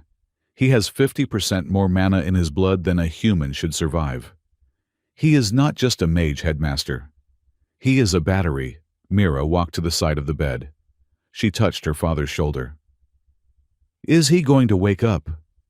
He is tough, Nixari said gently. The wardens were designed to endure the impossible. Edward stirred. His eyelids fluttered, then opened. The steel-gray eyes were hazy, but they focused on Mira. Did I pass the orientation? He rasped. Mira let out a wet laugh, tears spilling over again. You failed, Dad. You destroyed the curve for everyone. Edward tried to smile, but winced. He looked at Virginia. The Seers. In custody, Nixari answered. Seren is being held in the null cells. She is demanding to speak to you, of course. She says you cheated. I had help, Edward murmured, squeezing Virginia's hand weakly. It is not over, Edward, Nixari said, her voice turning grave. She tapped a datapad, projecting a hologram of the island's core. The oscillation was stopped, but the energy did not dissipate. It went down. She pointed to the area below the anchor.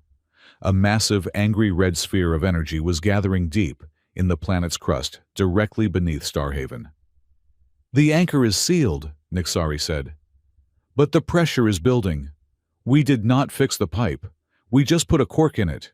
And the heart of the veil is pushing back. This was not just a raid by cultists.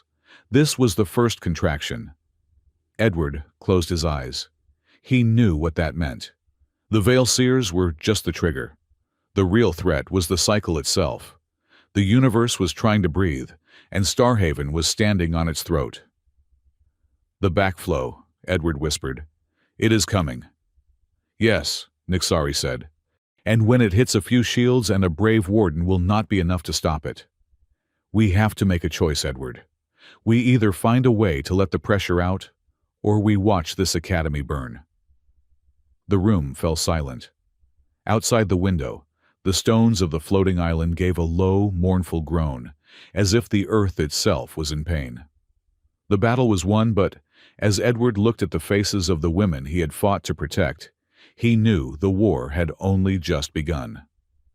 The silence that fell over Starhaven Academy in the wake of the battle was not the peaceful silence of a library, nor the restful silence of sleep. It was the heavy, pressurized silence of a dam that was holding back too much water. Dean Reth walked through the shattered remnants of the Courtyard of Whispers. Cleanup drones buzzing like angry hornets were already at work, knitting the stone back together with beams of restructuring light. The air still smelled of ozone and the peculiar metallic tang of burnt magic. He passed a group of second-year students sitting on a makeshift bench. They should have been evacuating, or at least cowering in their dorms, but youth was a resilient and foolish thing. I heard he didn't even use a spell, a Hydran student bubbled, its liquid form rippling with excitement. I heard he just punched the ley line until it apologized. My roommate saw the armor, a Terran boy whispered, his eyes wide. He said it's older than the founding of the Federation. He said that guy is a ghost. He is not a ghost, a third student argued. He is Mira's dad, and he is terrifying. Reth hurried past, clutching his datapad to his chest. The students were treating the event like an action movie, turning Edward into a myth. They did not understand. They did not feel the subtle vibration in the floorboards that had not stopped since the battle ended. Reth felt it. His species was sensitive to tremors, and right now, Starhaven was shivering. He looked up at the veil. The tear was gone, sealed by the blinding white light of the warden's intervention, but the colors were wrong. Instead of the usual soothing aurora, the sky was a bruised, sickly yellow, pulsing with a rhythm that was too fast, like a heart in tachycardia. Myth, Reth muttered to himself, his 4 hands trembling slightly. If only he were a myth. Myths do not bleed. The medical wing of Starhaven was built inside a hollowed-out geode, the walls sparkling with amethyst crystals that naturally amplified healing spells.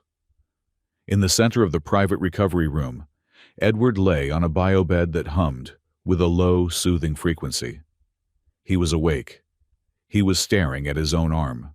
The armor had been stripped away, piled in a heap of scorched plasteel and ceramic in the corner. For the first time, The full extent of his condition was visible.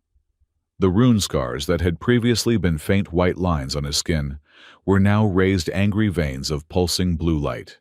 They did not look like tattoos anymore. They looked like a root system that was taking over a garden. The light pulsed in time with the yellow throbbing of the sky outside. "Stop looking at it," a voice said from the shadows. "You will make it self-conscious." Edward turned his head. Dr. Virginia Saul was sitting in a chair by the door. She looked exhausted. Her jumpsuit was still stained with soot, and her hair was a disaster of loose strands, but her eyes were sharp. She was holding a cup of lukewarm coffee, as if it were a holy relic. "It is spreading," Edward said. His voice was raspy, sounding less like gravel and more like grinding glass.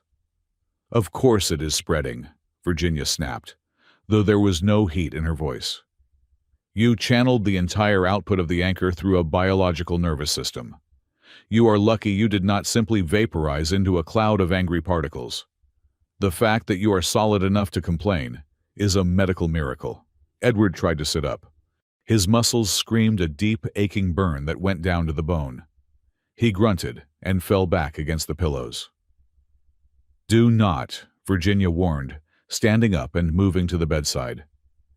"Your cellular structure is currently arguing with itself about whether it wants to be carbon-based or ether-based. If you move too fast, you might accidentally phase your liver into the next dimension."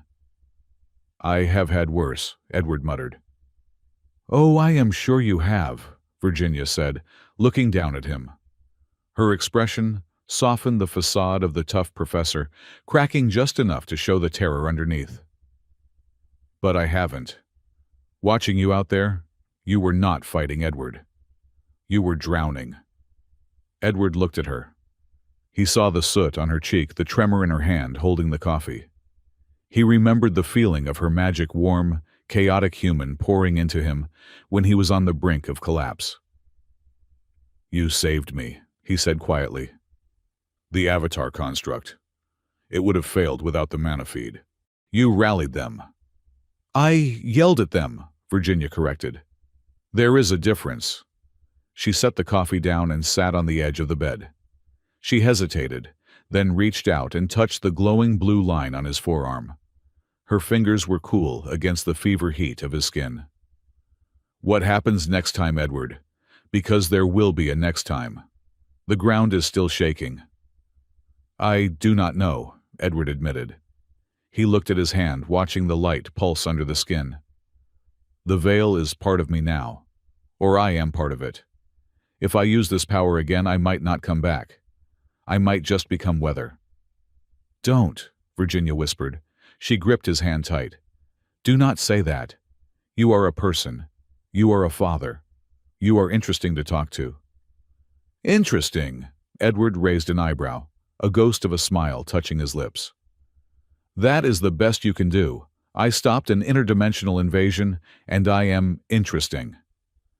"You are infuriating," Virginia countered, blinking back a sudden shine of tears. "You are reckless. You are a tank with a martyr complex." And she took a breath, looking him dead in the eye. "And if you dissolve into the sky, I will be very, very angry with you." The air in the room grew heavy, charged with something that wasn't magic. It was the terrified intimacy of two soldiers who had survived a mortar shell and realized they might not survive the next one. "I will try to stay solid," Edward promised softly. "Try harder," Virginia said. The door hissed open. Headmaster Nixari stood there. She was back in her formal robes, but she looked older than she had that morning. Her ears were flat against her skull. "I am sorry to interrupt," Nixari said, her voice devoid of its usual purr. "But the council is gathered, and we need the truth, all of it." She looked at Edward, then at Virginia. "Bring Mira," Nixari added. Edward stiffened. "No, she stays out of this." "She is already in it, Edward," Nixari said firmly. "She saw you turn into a golden titan. She saw you nearly die. If you try to shut her out now, you will lose her faster than the veil can take you. She has a right to know what her father really is." Edward looked at Virginia. Virginia nodded slowly. She is right, Virginia said. She is not a child anymore. You cannot protect her with silence. The council chamber was located in the Spire of Silence, a room soundproofed by layers of vacuum. A large, circular table made of floating obsidian shards dominated the room. Around the table sat the core faculty of Starhaven Nixari, Dean Reth, who looked like he wanted to be anywhere else, a massive rock-skinned geology professor, and an ethereal being of pure light who taught history. Edward sat at one end wearing a spare tunic that Virginia had found for him. It was too tight across the shoulders. Mira sat next to him. She was pale, her hands clasped tightly in her lap, staring at the table. She hadn't looked at Edward since they entered. "We do not have time for pleasantries," Nixari began, standing at the head of the table. She waved her hand, and a hologram of the island chain appeared in the center. "The structural integrity of Starhaven is at 40%. The oscillation we experienced today was not an attack by the Veil Seers. They merely poked a sleeping dragon." Nixari manipulated the hologram, stripping away the layers of rock and soil until only the core of the main island remained. There, pulsing with a terrifying rhythmic red light, was a sphere of energy. It looked like a star trapped in a cage. "This," Nixari said, pointing to the sphere, "is the heart of the Veil. It is the single largest convergence point of dimensional tiers in the galaxy. Starhaven Academy was not built here to study the Veil. It was built here to sit on top of it. We are the lid on the pressure cooker." A murmur went around the table. "And 500 years ago," Nixari continued, turning her golden eyes to Edward. "The lid almost blew off. The Great Collapse. The history books say a coalition of archmages performed a ritual to seal it. That is a lie." She paused. "It was not a coalition. It was one man, one warden." Mira's head snapped up. She looked at her father. "Edward," Nixari said, "is not just a soldier. He is the keystone. The ritual did not just use a spell. It used a living vessel. He took the chaotic energy of the heart and bound it to his own biorhythm. He physically stitched the tear with his own life force." The silence in the room was absolute. "You," Mira's voice was a whisper, trembling. "You are the seal." Edward stared at the obsidian table. "Yes. So when you said you were working in the garage all those years," Mira said, her voice rising, cracking with emotion. "When you said you were tired, it was because you were holding the planet together. Physically." "I was dormant," Edward said, his voice low. "The bond was passive, but yes, the weight was always there." Mira stood up. Her chair scraped loudly against the floor. "Why didn't you tell me?" she demanded. Tears were streaming down her face, hot and angry. "My whole life I thought you were just sad. I thought you were just a broken veteran who couldn't handle the real world. I treated you like you were fragile. I felt guilty for leaving you." She slammed her hand on the table. "I felt guilty for wanting to live my life because I thought I was leaving my poor lonely dad behind." Mira sobbed. "But you weren't lonely. You were Atlas. You were carrying the sky, and you let me think you were just fixing toasters. I wanted you to have a childhood," Edward shouted back, standing up. The blue veins on his neck flared. "If you knew, you would have been afraid every single day. You would have watched the sky wondering if today was the day your father exploded." "I would have known you were a hero," Mira screamed. "I would have been proud instead of ashamed." The word hung in the air like a slap. Edward recoiled, as if he had been physically struck. Mira covered her mouth, her eyes wide with instant regret. "Dad, I didn't mean—" "No," Edward said, sinking back into his chair. He looked suddenly very old. "You are right. I gave you a father who was a recluse, a weirdo in armor. I thought ignorance was safety. I was wrong." Virginia watched them, her heart breaking. She looked at Edward, the man she was falling for, and saw the terrifying truth. He wasn't just a man. He was a component, a fuse, and fuses were designed to burn out.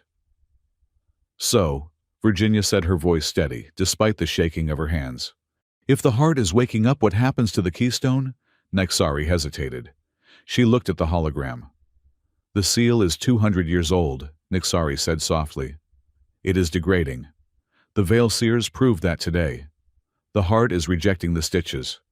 If we do nothing, the pressure will build until the island and likely the hemisphere is vaporized. So we reinforce it, the geology professor rumbled. We cannot, Nexari said. Not with stone. Not with spells. She looked at Edward. The only way to stop the explosion is to renew the seal, to rebind the keystone. Renew it, Virginia asked sharply. What does that entail? Edward must go into the heart, Nexari said. And he must merge with it completely. He must cease to be a biological entity and become a permanent, metaphysical lock. You mean he has to die, Virginia said. Her voice was ice cold. Not die, Nexari corrected. Transcend. He would become the consciousness of the barrier. He would be everywhere. But he wouldn't be here, Mira whispered. He wouldn't be my dad anymore. He would be the shield that keeps you alive, Nexari said gently. It is the only way guaranteed to work. It is the choice he made centuries ago. It is the duty of a warden. It is human sacrifice, Virginia slammed her fist on the table. You are talking about sacrificing a sentient being to plug a hole that is barbaric. We are scientists. We are mages. We find solutions. We do not throw virgins into volcanoes. Do you have a better idea, Dr. Saul? Nexari snapped her patience, fraying. Because right now, the readings show we have less than 12 hours before the next contraction. And that one will be the last. I might, a new voice said. Everyone turned. Reth was standing by the door, holding a data pad. He looked terrified to be speaking, but he stepped forward. I was monitoring the prisoner, Reth stammered. Seren. She has been reviewing the data from the battle. She says we are looking at it wrong. Seren is a terrorist, the history professor scoffed. Seren is a genius who almost broke the world, Virginia said. If she has a theory, I want to hear it. The holding cells were stark, white boxes of null magic fields. Seren sat on the floor, her white fur looking gray in the harsh light. When Edward, Virginia, and Nexari entered, she didn't look up. She was tracing formulas on the floor with her claw. You are here to ask me how to fix the mess I made, Seren said. We are here to ask if you want to live, Edward said. He stood by the barrier, his arms crossed. Because if the heart breaches your cell, vaporizes first. Seren looked up, her black eyes fixed on Edward's glowing runes. You look terrible, Stitcher, she said, with a humorless smile. The energy is eating you. You are trying to hold back the ocean with a sponge. Nexari says the only way is to merge, Virginia said, stepping forward. To reseal the lock, Seren laughed. It was a sharp, barking sound. Of course the cat thinks that. Status quo, stasis, safety. She stood up and walked to the barrier. If you merge him, you will buy another 200 years. Maybe. But the pressure will keep building. And the next time it breaks, there won't be a warden strong enough to stop it. You are just kicking the apocalypse down the road. What is the alternative? Edward asked. Stop trying to be a wall, Seren said. The veil wants to flow. It is information. It is energy. You are trying to dam a river. What happens when you dam a river floods? She pointed a claw at Edward. Build a canal, she said. A canal, Virginia frowned. A bridge, Seren clarified. Instead of locking the heart, you reconfigure it. You use the warden not as a cork, but as a filter. You let the energy flow through, but you strip out the destructive resonance. You allow the connection between worlds, but on safe terms. You don't block the veil. You tame it. That is impossible, Nexari said. The amount of processing power required to filter the heart, no mind can handle that. Even a warden would burn out in seconds. One mind, yes, Seren said. One mind would burn. But what if he wasn't alone? She looked at Virginia. Then, she looked at the door where Mira was waiting. The stitcher failed because he was solitary, Seren said. He bore the weight alone. That is the flaw of your philosophy, Warden. You think sacrifice is a solo act. But if you want to build a bridge, you need anchors on both sides. Edward stared at her. The idea was radical. It was dangerous. It went against every protocol of the Warden Corps. But as he felt the burning pressure in his veins, he knew she was right. It requires a network, Virginia said, her mind racing. A psychic lattice. If Edward is the central processor, we can use the ley lines of the Academy to offload the stress. We can share the load. Risky, Nixari said, her tail twitching. If the lattice fails, everyone linked to it dies. Not just Edward. We are all dead anyway if we don't try, Virginia argued. She turned to Edward. It is a chance to solve it permanently, a chance for you to stay you. Edward looked at the floor. He felt the weight of the armor he wasn't wearing. He felt the fear of the little girl he had raised. He felt the warmth of Virginia's hand. I have to think, Edward said. The night air on the roof of the observation tower was cold and biting. The wind howled around the spire, carrying the scent of impending storm. Edward stood at the edge, looking down at the swirling abyss of the veil. It was angry tonight.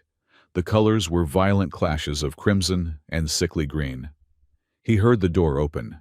He didn't turn. I told you to stay inside, Edward said. You tell me to do a lot of things, Mira said. She walked up to the railing and stood beside him. She was wearing a thick coat, huddled against the cold. I am sorry, Edward said after a long silence. About the secrets, about the lies. I know, Mira said. She didn't look at him. She looked at the chaotic sky. I was mad, really mad. But then I thought about the time I was 7 and I scraped my knee and you built me a leg brace out of titanium because you were afraid I'd break a bone. Edward chuckled a dry sound. It was carbon fiber. Titanium is too heavy for a 7-year-old. You are ridiculous, Mira said, smiling slightly. Then her face fell. Dad, Nixari wants you to die. Nixari wants to save the school, Edward said. It is a math equation to her. One life for thousands. And what is it to you? Mira asked. She turned to face him. Is it math or is it just habit? Are you so used to throwing yourself on the grenade that you don't know how to do anything else? Edward sighed. He looked at his hands. The blue light was pulsing faster now. I am tired, Mira. I have been fighting this war since before your grandfather was born. Part of me wants to just close my eyes and let the current take me. It would be peaceful. No more pain. No more fear. And no more me, Mira whispered. Edward flinched. He looked at her. Her eyes were fierce, burning with a strength he hadn't realized she possessed. If you give up, Mira said, her voice shaking but hard. If you choose the easy way out because you are tired, I will never forgive you. You don't get to quit. You are my dad. That is a lifetime appointment. The bridge idea, Edward said. It is dangerous. If I try to filter the heart and I fail, the backlash could kill you. It could kill Virginia. It could kill everyone on this rock. We are willing to take that risk, Mira said. Are you? Edward looked at the veil. He saw the chaos. But for the first time, he didn't just see a monster to be caged. He saw potential. He saw the future. Seren had talked about a world where the unknown wasn't feared, but understood. He looked at Mira. She wasn't a child to be protected anymore. She was a partner. I am scared, Edward admitted. It was the first time he had said those words aloud in 200 years. Good, Mira said. She reached out and took his glowing hand. Fear keeps you sharp. That is what you taught me. If we do this, Edward said, gripping her hand, we do it together. No more secrets. No more hiding. Deal, Mira said. The door opened again. Virginia and Nixari stepped out. Reth was peeking out from behind them, looking like he expected the roof to blow off. The contraction is starting, Virginia said, urgency in her voice. The readings are spiking. If we are going to do this, we have to do it now. Edward nodded. He looked at Nixari. We are not doing the seal, Edward said.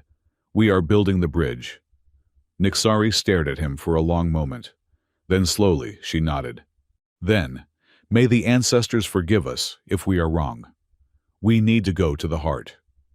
The descent to the heart of the veil was a journey into the bowels of the planet. They took a service elevator that hadn't been used in centuries, rattling down a shaft that seemed to have no bottom. Inside the cage were Edward, Virginia, Mira, and Nixari. Reth stayed at the controls on the surface, his voice crackling over the intercom. Students are in the bunkers, Reth reported, his voice surprisingly steady. I have told them that we are conducting a grand experiment. They are watching the monitors. The whole school is watching. No pressure, Virginia muttered, checking the charge on her wand. As they descended, the air grew hot. The walls of the shaft changed from stone to a strange organic metal that pulsed with light. Edward stood in the center of the elevator. He had donned his armor again, but without the helmet. The chest plate was open, revealing the undersuit and the blazing network of veins on his neck. He looked at Virginia. If I start to burn out, Edward said to her, cut the link. Save yourself. Shut up, Edward, Virginia said, checking the straps on his pauldrons. I am the professor of logistics. I do not cut links. I reinforce them. She looked up at him, and for a moment, the professional mask slipped completely. She reached up and touched his cheek, her thumb brushing a glowing rune. Come back to me, she whispered. I have not figured out your entire mystery yet. I hate leaving puzzles unfinished. I will try, Edward said. The elevator shuddered to a halt. The massive blast doors in front of them groaned. We are here, Nixari said. The heart chamber. She placed her hand on the verification panel. This is it, Mira said, taking a deep breath. She stood next to her father, her shoulder touching his armored arm. The doors hissed open. Blinding absolute light spilled out. It wasn't just light. It was a physical force, a wind of pure brilliance that made them squint and shield their eyes. Before them lay a cavern the size of a city, and in the center, suspending in a web of lightning and reality shards, was the heart. It was a swirling vortex of every color imaginable, a hurricane of raw creation and destruction. Okay, Edward said, stepping into the light. The servos of his armor whined as they fought the magnetic pressure. Let's go to work. He walked forward, not as a lonely sentinel this time, but as the vanguard of a team. Behind him, the three women stepped into the glare, ready to rewrite the laws of their universe. The blast doors hissed shut behind them, sealing away the elevator shaft and the rest of reality. Edward, Virginia, Mira, and Headmaster Nixari stood on the precipice of the unknown. The heart chamber was not a room in any architectural sense. It was a hollowed-out sphere inside the planet's crust, vast enough to swallow the entire academy. There was no floor, only a suspended walkway of ancient, translucent crystal that led toward the center. And in the center, there was the storm.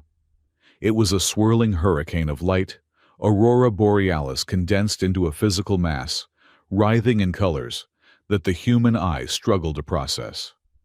It was beautiful, terrifying, and deafeningly silent. At the very eye of this storm stood a jagged, broken pillar of obsidian. It looked like a fractured bone protruding from the universe itself. The old anchor, Nixari whispered, her voice amplified by the strange acoustics of the chamber. The place where the stitch was made. Edward walked forward. His heavy boots made no sound on the crystal walkway. He had removed his helmet, clipping it to his belt.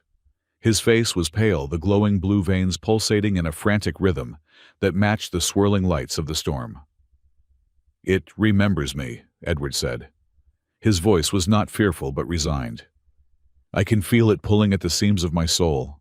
Mira walked beside him, her hand gripping the edge of his chest plate. It feels angry, she murmured. Not angry, Edward corrected gently. Hungry. It wants to be whole. It wants to flow. They reached the central platform. The broken obsidian pillar hummed with a low, painful vibration. It was cracked down the middle, and from the fracture raw white light was bleeding out. This is where it ends, Edward said. He looked at the pillar, then at his hands. Or where it begins. He reached out and placed his bare palm against the cold, jagged stone of the pillar. The reaction was instantaneous. The room didn't explode. Instead, it vanished. For a moment there was no chamber, no academy, no planet. There was only memory. The memories hit Virginia Mira and Nixari with the force of a physical blow. Because they were standing in the splash zone of a connection between a warden and the heart, they were dragged into the slipstream of Edward's mind. They saw the past. They saw a battlefield from 2 centuries ago. The sky was burning.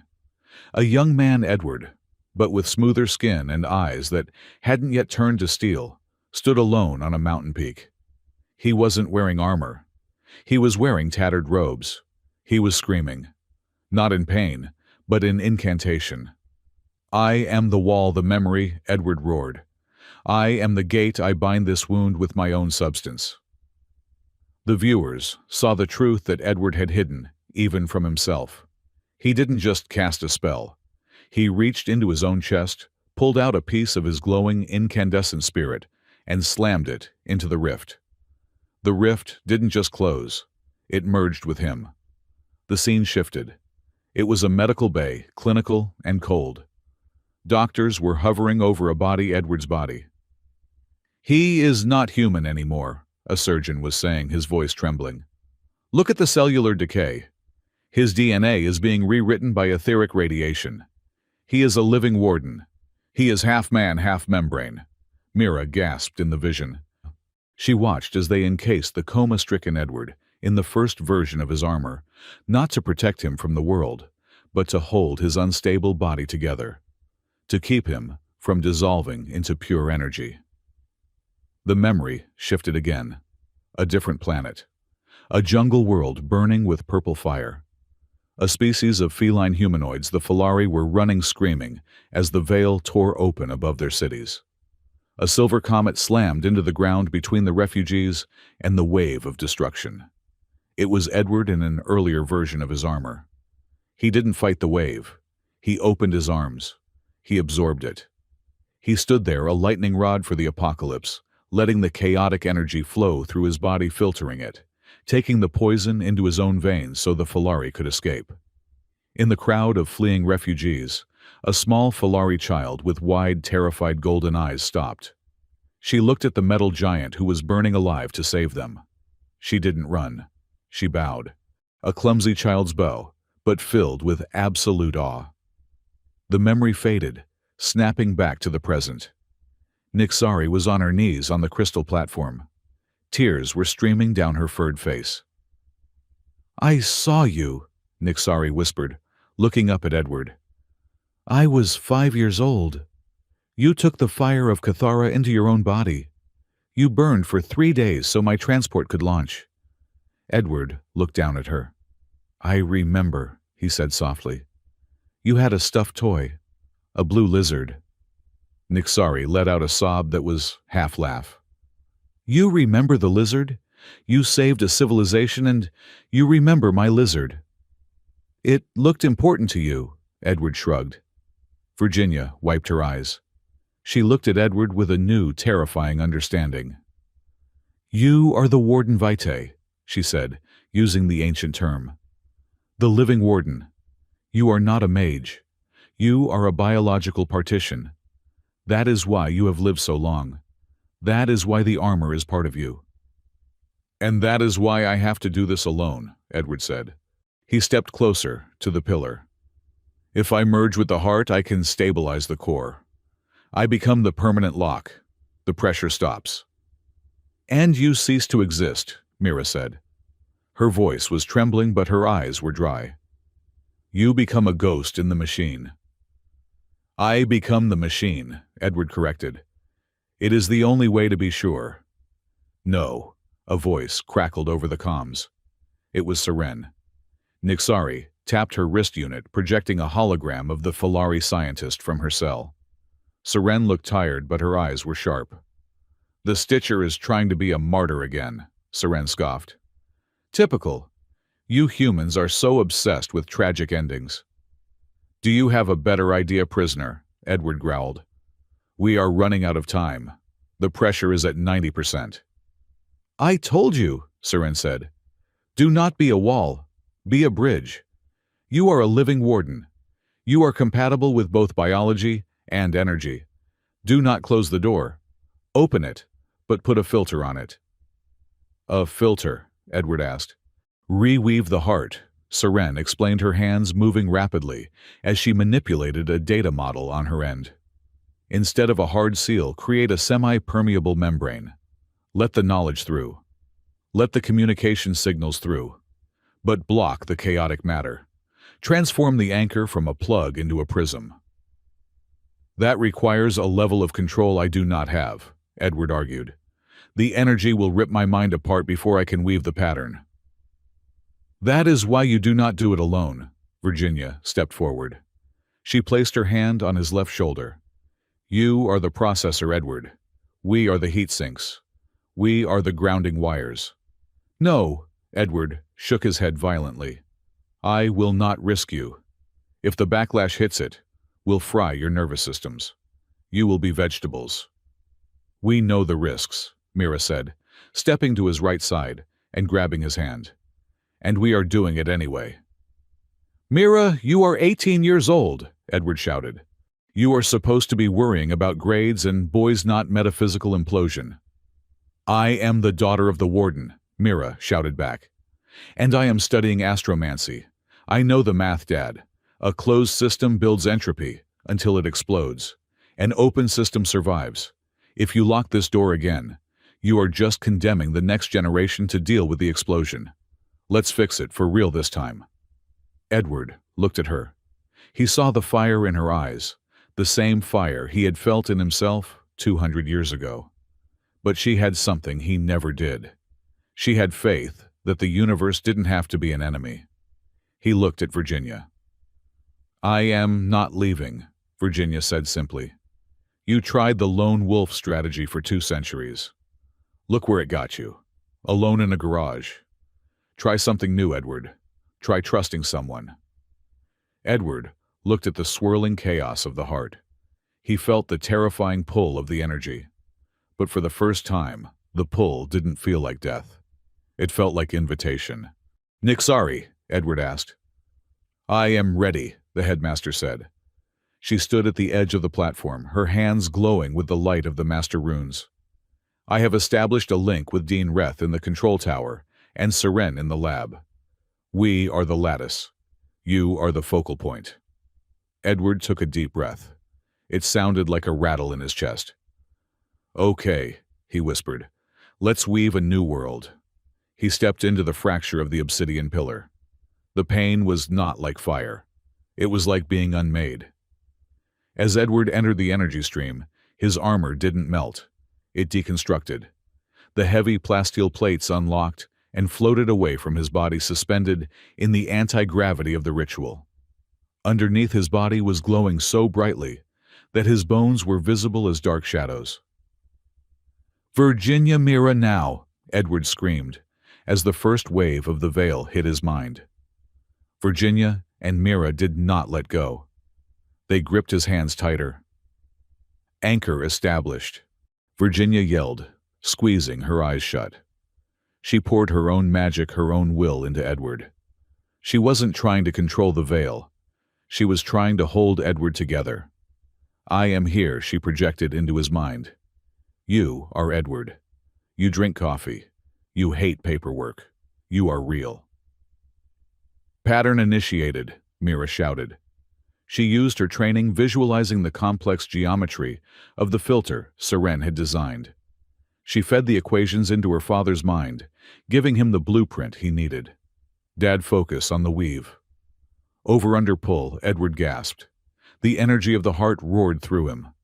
It was a billion voices screaming at once. It was the history of dead stars. It was the future of unborn galaxies. It tried to wash him away. It tried to tell him that Edward was a small, insignificant concept. "Let go," the veil whispered. "Become the ocean." His vision blurred. He couldn't feel his hands. He couldn't remember his name. "Who am I?" he thought. I am the wall." The voice was small, but it cut through the roar of the universe like a diamond. "You are the guy who tied my shoes in front of the headmaster." A memory flashed in the chaos. A little girl with a scraped knee. A teenager embarrassed at a bus stop. A young woman standing in a council room demanding the truth. "Mira." Another voice joined in. Warm, sarcastic. "You are the idiot who tried to impress me by grooming a singularity." A memory of lukewarm tea on a cold roof. A touch on a scarred cheek. Virginia. Edward's soul grabbed onto those voices. They were anchors. They were unbreakable. "I am not a wall," Edward realized. "I am a warden. And a warden does not just block. A warden protects." He opened his eyes that were now blazing with pure white starlight. He reached out with his mind and grabbed the chaotic strands of the veil. He didn't fight them. He guided them. "Come," he commanded the energy. "Do not break. Flow." He began to weave. Using the floating plates of his armor as needles, he spun the energy of the heart into a new pattern. He took the jagged, angry red lines of destruction and twisted them, braided them with the stability of the earth and the logic of the mind. The color of the storm began to change. The sickly yellow and angry violet bled away. In their place, a deep, rich indigo appeared threaded with veins of gold. "It is working!" Nixari shouted from the perimeter. "The pressure is dropping, the waveform is harmonizing." But the heart did not want to be tamed easily. A final surge of resistance kicked back. A massive pulse of raw power slammed into Edward. "Dad!" Mira screamed as she felt his grip loosen. Edward was being pulled backward toward the event horizon of the rift. His body was becoming translucent. "I cannot hold it," Edward gasped. "It is too heavy." "You are not holding it alone," Virginia yelled. She looked at Nixari. "Connect the school, connect everyone." Nixari didn't hesitate. "Dean Reth, activate the campus-wide link now." On the surface, Reth threw a lever. Every runestone on Starhaven Academy flared to life. Every student huddled in the bunkers felt a sudden tingle in their minds. They didn't know the technical details, but they felt the intent. Help him. 300 young minds full of hope, fear, and imagination poured their energy into the ley lines. The energy rushed down the shaft into the chamber and hit Edward like a tidal wave of support. It wasn't just raw power. It was belief. Edward felt it. He felt the students. He felt the hope of the future. He roared. It was a sound of triumph. He grabbed the two edges of the reality tear. He didn't pull them shut. He wove them together into a lattice, a beautiful, intricate stained glass window of energy. "It is done," Edward shouted. He released the energy. The storm shattered. The silence that followed was instant and absolute. The swirling hurricane was gone. In the center of the chamber, the obsidian pillar was no longer broken. It had been transformed. It was now a pillar of clear, diamond-like crystal, pulsing with a gentle, rhythmic golden light. Edward fell. "Dad!" Mira scrambled forward, catching him before he hit the ground. Virginia was there a second later, her hands frantically checking his pulse. "Edward," Virginia whispered. Edward breathed. For a long, terrifying minute he didn't move. His skin was gray. The blue veins were gone, leaving only faint white scars. Then he gasped. A deep, ragged intake of air. He opened his eyes. They were gray again. Just gray. "Did we?" Edward wheezed. "Did we pass the final exam?" Mira burst into tears, burying her face in his neck. "You jerk. You absolute jerk, you scared me." Edward raised a hand to pat her back. His hand was trembling, but it was solid. "I am solid," Edward marveled, looking at his fingers. I am just me. Virginia let out a shaky laugh, slumping back onto the crystal floor. You are just you. But look at your clothes. Edward looked down. His armor was gone. The heavy, scarred plasteel had been consumed in the ritual. In its place, draped over his tunic, was a cloak.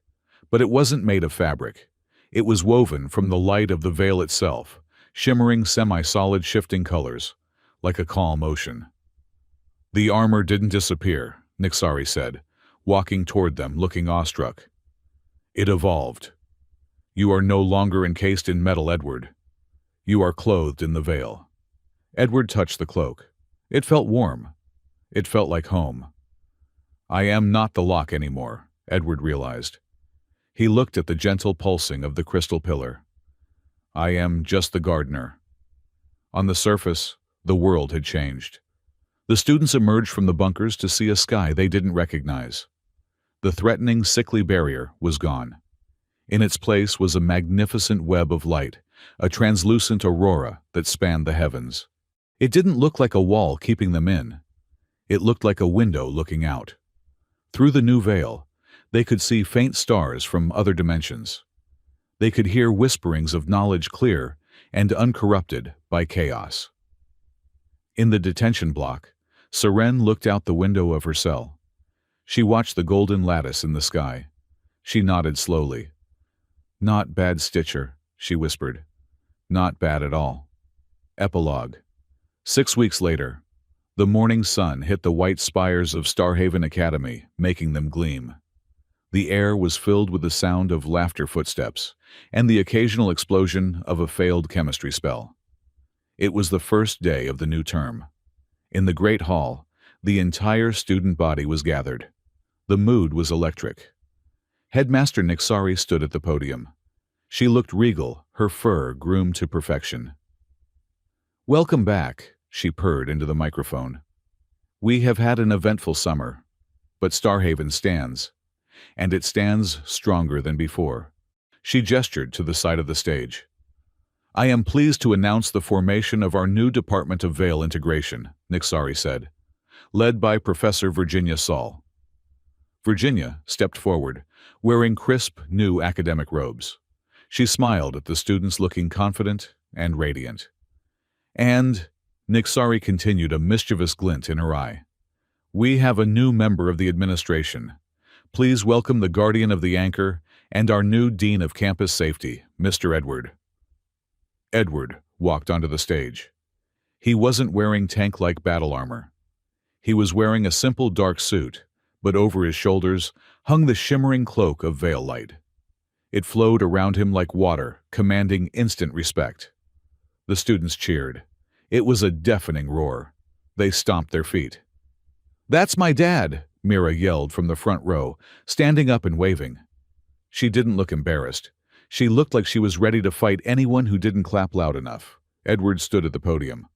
He looked at the sea of alien and human faces. He looked at Mira, beaming with pride. He looked at Virginia, who was looking at him with an expression that promised a very interesting dinner conversation later. He cleared his throat. Please keep off the grass, Edward said into the microphone. And no unauthorized dimensional portals in the dorms. I will know. The students laughed. Nixari stepped forward. And there, in front of the entire school, she bowed to him again. It wasn't the fearful bow of a child in a war zone, or the secret bow of an orientation day. It was a bow of partnership, of equality. Edward returned the bow stiffly, but sincerely. As the assembly dispersed, Edward and Virginia walked out onto the balcony overlooking the new peaceful veil. So, Virginia said, leaning against the railing. Dean of Safety, you know that involves paperwork, right? I have a plan for that, Edward said. I am going to delegate it to Reth. Poor Reth, Virginia laughed. She turned to him. The wind caught the edges of his light cloak, making it dance. You look good, Edward, she said softly. You look light. I feel light, Edward admitted. He looked at her. For the first time in 200 years, I don't feel like I'm waiting for the sky to fall. That is because you are holding it up, Virginia said. But you are not doing it alone. Edward reached out and took her hand. No, I am not. He leaned in. Virginia didn't pull away. She leaned up, meeting him halfway. The kiss was gentle, warm, and tasted of new beginnings. It wasn't the desperate kiss of a movie climax. It was the steady, promising kiss of a future that had finally arrived. Above them, the veil shimmered with a soft, approving gold, and the floating islands of Starhaven drifted peacefully in the morning light, safe, sound, and open to the wonders of the universe.